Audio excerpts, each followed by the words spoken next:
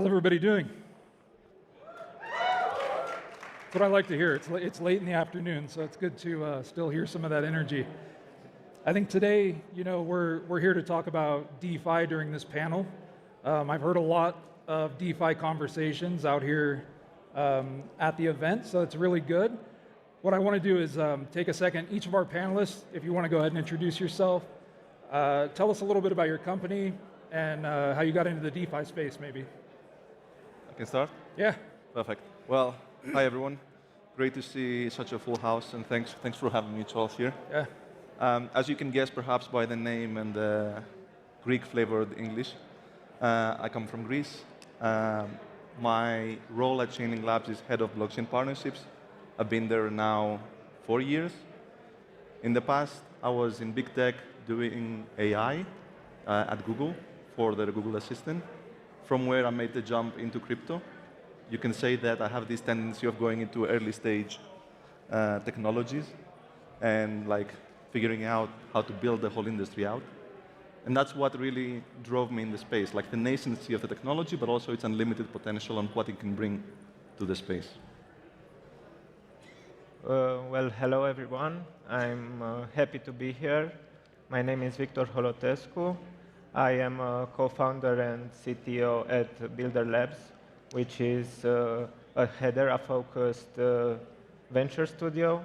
We have been building a lot of stuff in the last years on Hedera, some very well-known and appreciated apps like Headstarter, which is the native launchpad on Hedera. We've been MemeJob, which has brought the latest meme craze.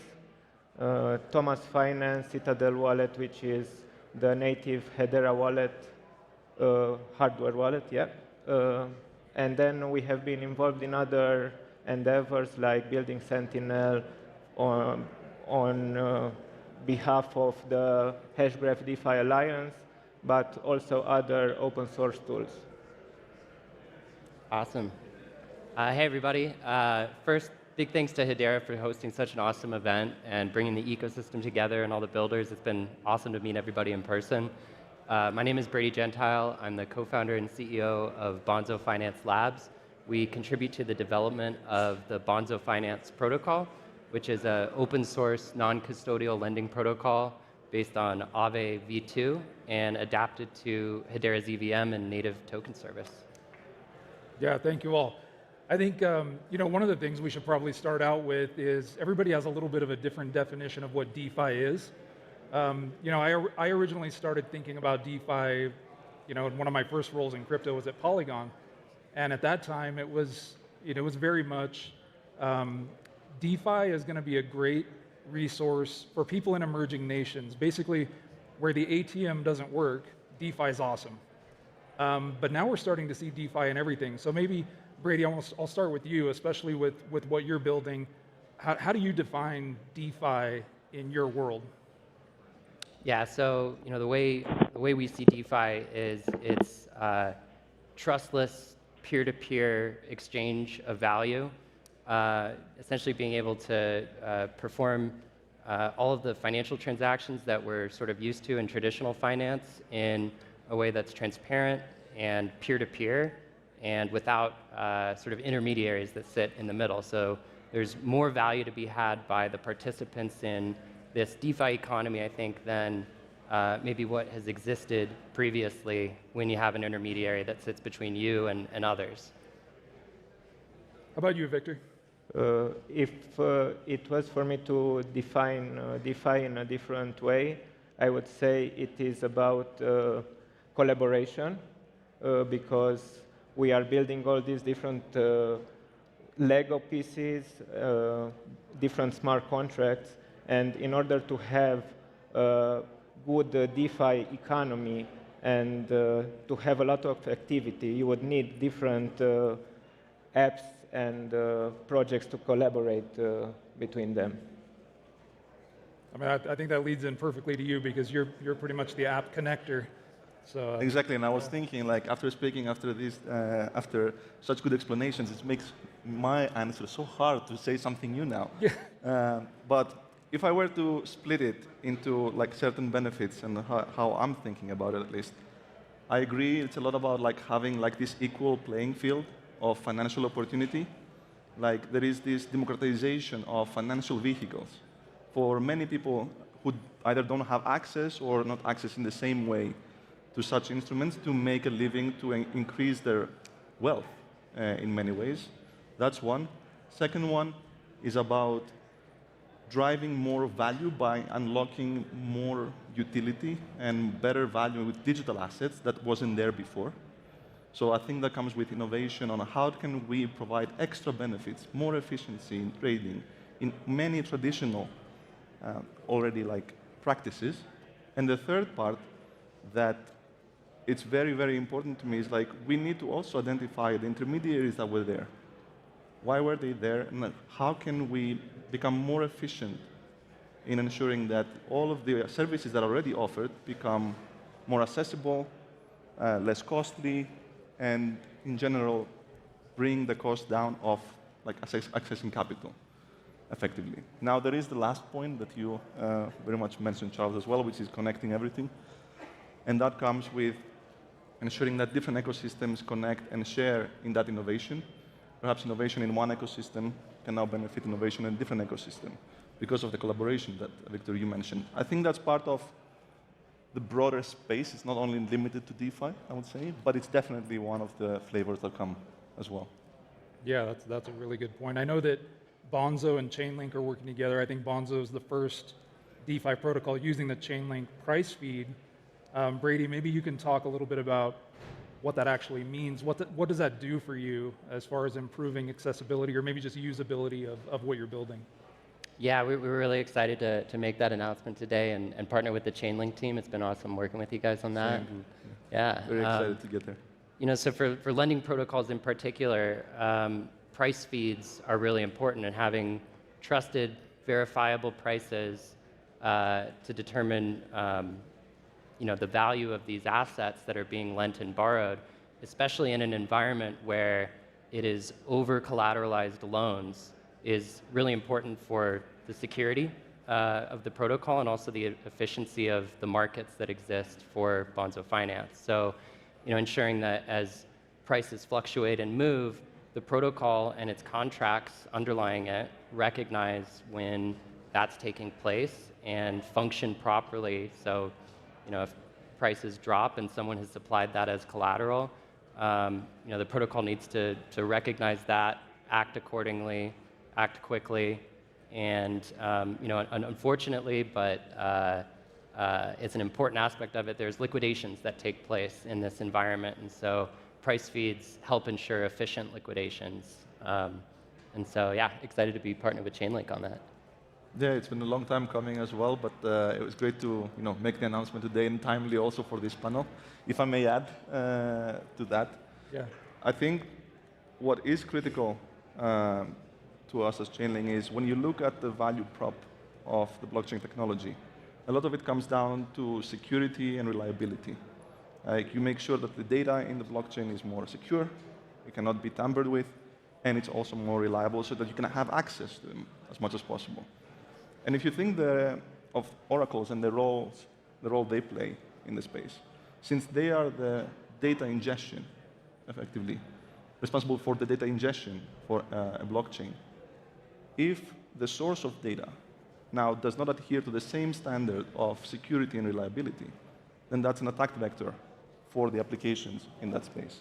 And that's why, from the Chainlink side, we've adopted like the highest level of security and reliability based on an architecture to ensure that at all times, as the blockchain is reliable and secure, the data within it that is used by applications as well are of the same quality and do not offer any kind of risk parameters into the equation for users so that the TVL can grow further. Yep. Yeah, exactly, yeah. And yeah, looking to expand support for more assets too over time with Chainlink, and like you said, just mission critical piece of infrastructure. So. Yeah, I know. So you guys touched on some of the challenges, some of the solutions you're working through. I mean, Victor, I'd be curious from you. at Builder Labs and HeadStarter, what are some of the challenges you typically run into? Obviously, we have a lot of people in the crowd that are trying to work in the DeFi space, and what advice would you give them about, there's challenges you're seeing, but also what advice would you say is they should be following to overcome some of the challenges just in the industry? Okay, so we started building on Hedera when Smart Contracts 2.0 went live. There was a lot of bare metal development there. We've built our own ingester, ways to interact with Hashpack, which I believe just went live back then. But right now, we have much more tooling available. We always like to look into the problems that we have on our own, but yeah, I believe that by collaborating, it gets you to come up with solutions and build faster. I believe, yeah, we just get things done. Yeah.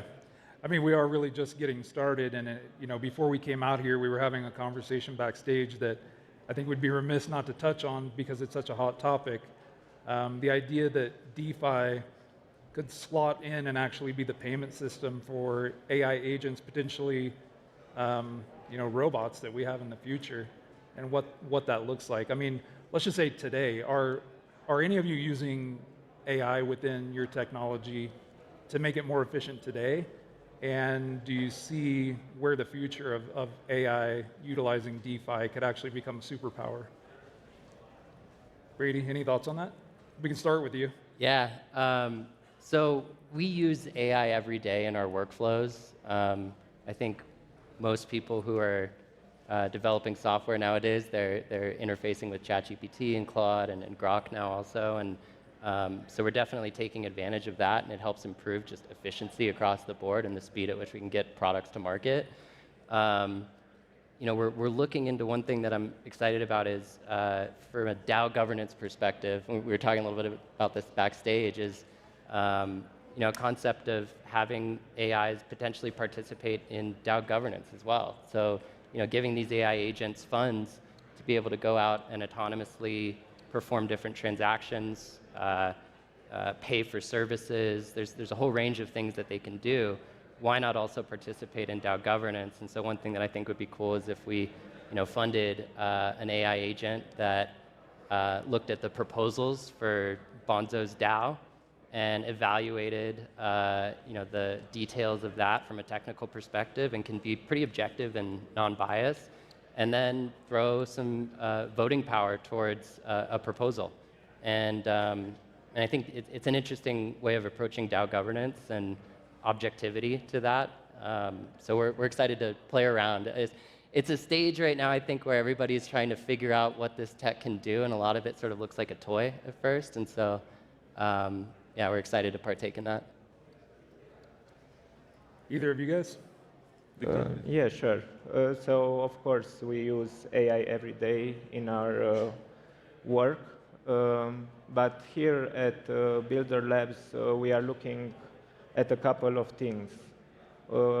First of all, we would want to see how we can make this AI autonomous. So maybe they can be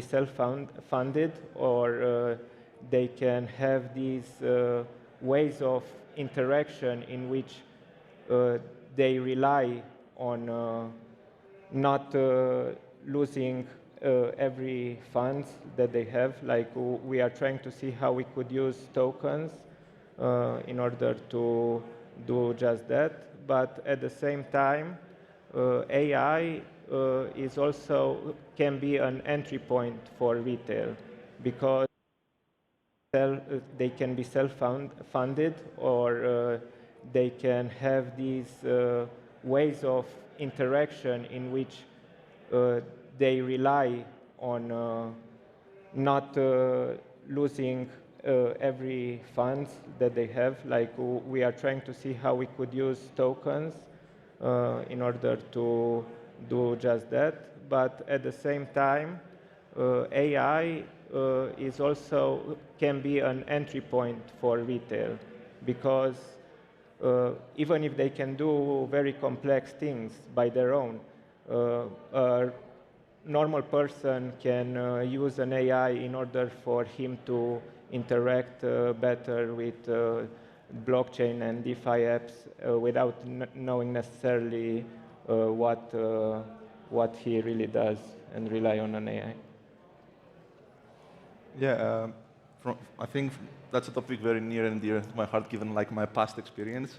And like backstage, we were discussing, and I could see us like still being backstage and discussing the same topic. Like I think there are many things that were already like very correctly mentioned. Like it's about like personal efficiency in many ways and operational efficiency within a team. There are ways where now using DeFi and that permissionlessness, there can be business models built based on AI agents that anyone can participate on and generate wealth in a more, let's say, informed and objective manner, because humans are often driven a bit more by emotion, whereas AI agents can be very ruthless with the mathematics behind a business model and also assess opportunity faster. Now, from a chain link side, what we've also done very recently is we're trying to see how LLMs, for example, can help with business processes in capital markets. And we announced, I think it was September or October of last year, one of our core initiatives where we used the Chainlink architecture, the Chainlink network, with an LLM implementation to drive efficiencies for corporate actions. So there are many, many applications of the technology that we're seeing, and of course, many that we have not explored yet. And as the technology matures, there are even more that will come to life. But really, I think sky is the limit. The only thing that we need to be careful of, and I think it's already called out in the wider industry, is the risk that comes with this technology as well, where I think blockchain technology is very well positioned to actually mitigate. Like if you think about origin of data, data provenance, if you think about ownership of the AI model, and who effectively will be the owner of the decision-making behind it and the data that it comes with it. There's a very synergistic merge of these two technologies that will drive, I think, the AI technology into higher highs as well. Yeah, so some of the things you touched on there, I'm curious if any of you have had experience with traditional financial institutions, traditional banks. Do you think they're viewing DeFi as a risk or a threat? Or do you think that they're thinking about this in a way where they're really contemplating how to participate in DeFi themselves? Is it something that's viewed positively or more risky for some of the traditional institutions you may have contact with? I think it's a little bit of both. I think they obviously recognize there's a huge amount of opportunity that exists with this technology, but they also recognize that it's still in its emerging sort of infant state that needs more maturity. We see a lot of security risks and other things that are still being figured out. The question I always ask is, when you look at emerging technology in the past, typically what you see is the rise of some sector with emerging tech that disrupts an incumbent, and the incumbents end up having to adapt or die off, and that's like standard innovator's dilemma sort of deal. And so I kind of go back and forth and wondering, is this tech augmentative to traditional finance, or is it more disruptive?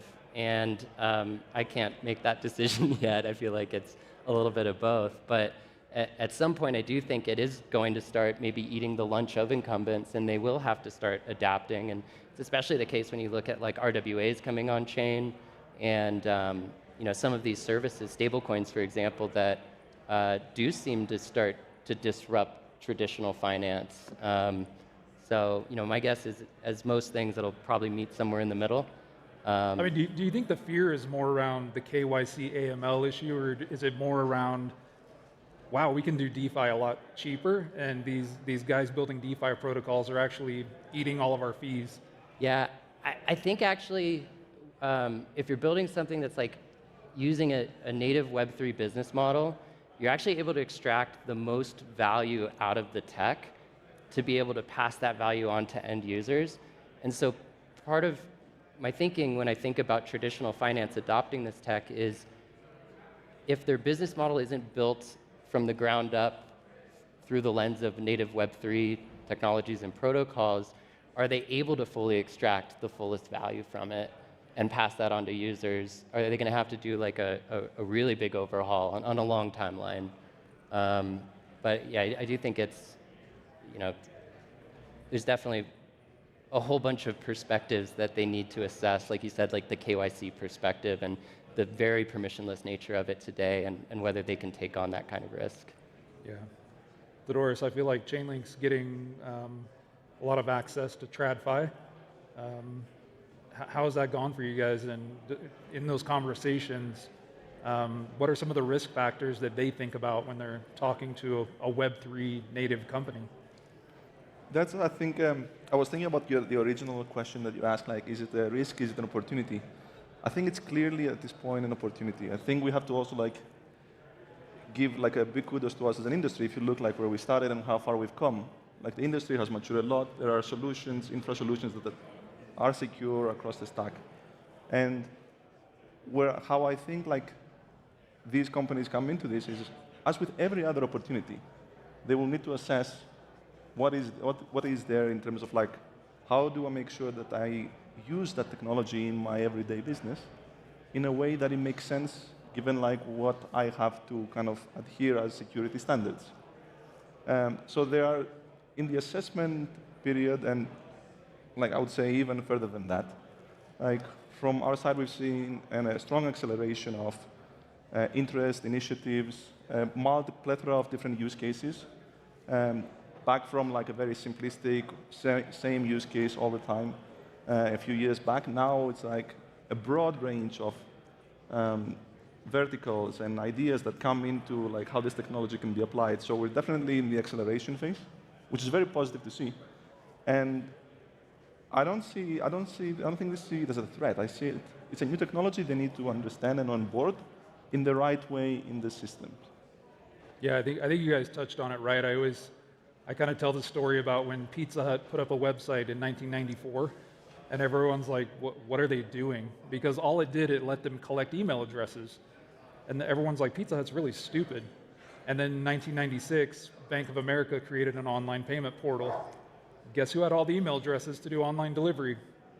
Pizza Hut. So, you know, for a lot of traditional financial institutions, or, you know, kind of the old guard, I would say, the ones that are exploring DeFi, when the market starts to mature, they're really going to be the ones years ahead of everyone else. So, you know, I think that's, you know, on the user side, Victor, maybe you can touch on this one. On the user side, what do you think makes it easy for the end user? I mean, we know institutions and companies they're starting to get into this a little bit more, but end users might still be a little scared.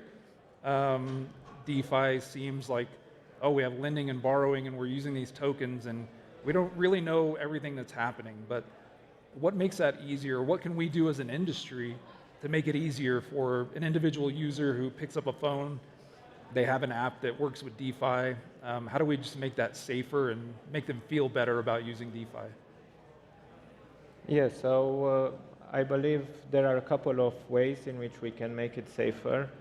Of course, as the market matures and many different actors come and join DeFi, I believe even if we build in a trustless environment, that would bring trust to some of the users.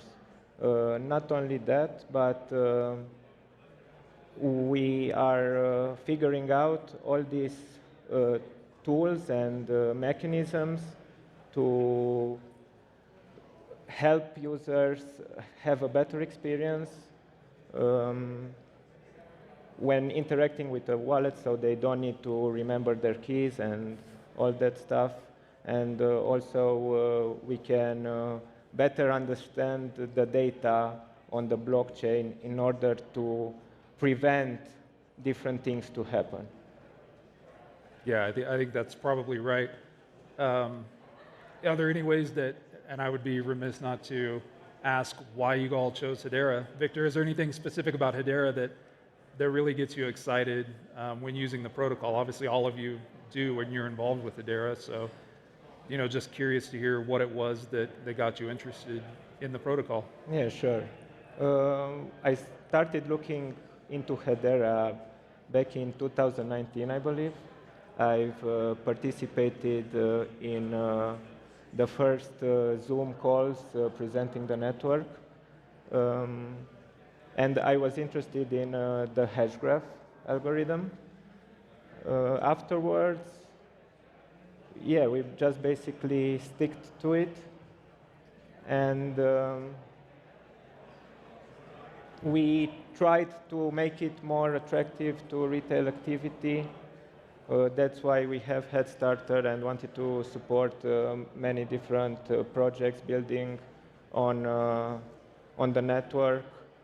Not only the business side of the projects, but we also tried to provide open source tooling that we considered important in order for these applications to come alive faster. Yeah, Brady, you have an interesting journey into Bonzo and a really deep relationship with Hedera. So, I mean, you've probably got a lot to say on this topic. So, I mean, I feel like Hedera was the obvious choice for you, but maybe you can say why. Yeah, no, definitely an obvious choice for sure. I had previously worked at Hedera for about 5.5 years, at the Hedera org and then the Hashgraph organization. And just an exciting ride from the very beginning, watching everything be formed from the ground up. I thought it was such a measured approach to everything from the technical side to governance, a whole bunch of different perspectives that kind of were unique and different than the rest of the space. And a lot of that played out really well.